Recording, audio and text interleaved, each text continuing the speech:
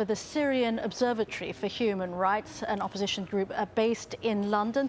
Thanks very much indeed. Can you tell me what is going on today, according to your sources? Because I know you have a network in Syria. We showed some pictures of the protests going on after Friday prayers in Daraa, but we understand that it's going on also in Homs and several other cities.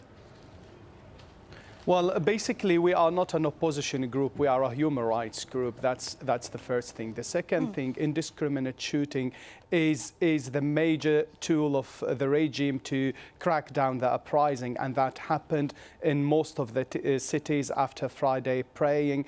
And you mentioned that there are 6 people dead. We have now the names of 8 people dead. One of them is one child under the age of 14.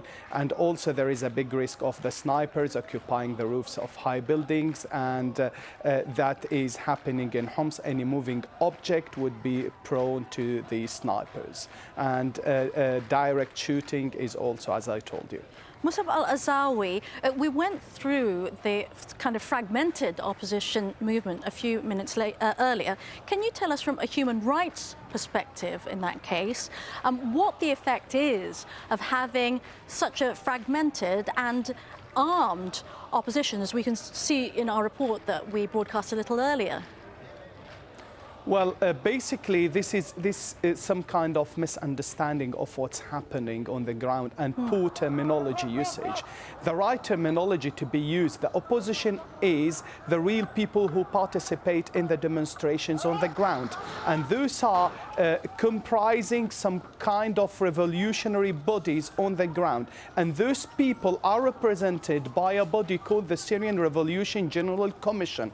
And this commission stated very clearly that we are supporting the Syrian National Council, and this council is the political body which can represent the revolution in Syria. On the other hand, this group which you mentioned, the Syrian Coordination Commission, which represented by Hassan Abdelazim, this body is not supported by any means, and they don't have any base in the revolution on the ground. And on the other hand, there are just few dozens of old-fashioned traditional political persons who could not deliver any change in the regime or in the system for the last four decades. And they are just willing, they grab this chance. I'm telling you how the real people on the ground see the situation. They grab this chance and they feel this is the chance for us to show up and steal the revolution from the people who triggered the revolution.